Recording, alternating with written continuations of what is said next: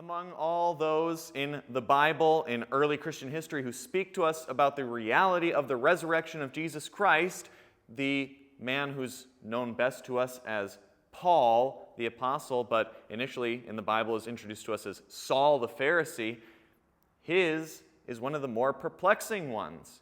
In my last video, I talked a little bit about the various people who claim to have been eyewitnesses on the day that we now know as Easter Sunday, the day of Jesus' resurrection, or in those early weeks afterwards. These were people who had known Jesus personally during their lifetimes. People like the women who were the first witnesses at the tomb, people like the 12 apostles.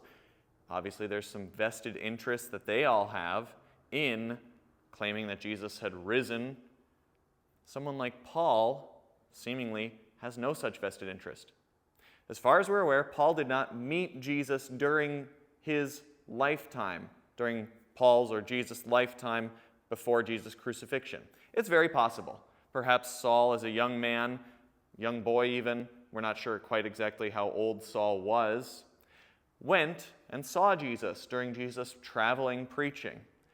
But we have every indication that Saul was not one of Jesus' followers.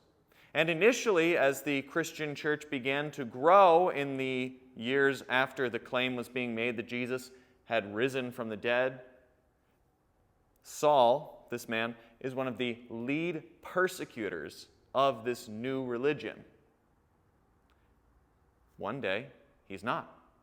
One day, he starts telling people that he believes, in fact, that Jesus did rise. One day, he starts telling people that he believes that Jesus is the promised Savior whom God had promised to send through the Jewish people to pay the price for all people's sins.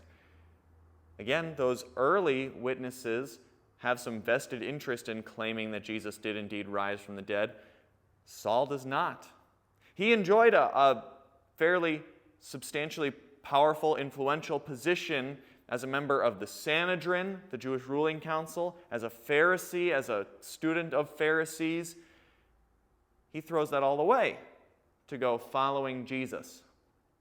And when Paul recounts his own life for us, he talks about the ideas that he dealt with a lot of hardship and trial and difficulty because he converted to Christianity, that his former friends hated him, that initially the Christians didn't want to associate with him because they thought this was kind of a long con, as if he were trying to insert himself like an FBI special agent trying to infiltrate a biker gang or something like that that's what Paul was doing. Paul has a hard time because of this conversion that he makes. We have to ask, what could possibly motivate someone to make the profound life change that Saul, who later is known as Paul, what can motivate someone to make this kind of a life change? Paul says it quite simply. It's the resurrection of Jesus Christ. It's the fact that he came to know Jesus had beaten death. And Paul writes in one of his letters that this now is his life's goal, by his affiliation with Jesus, to attain to that resurrection from the dead. Paul's letters are full of references to that, references to the idea that Paul saw this as his newly necessary life goal. Why do Christians read these letters? Why do Christians read this book that we call the New Testament? Why do we treat this book as reliable? That's a question that we're going to look at in another video. Thanks for watching.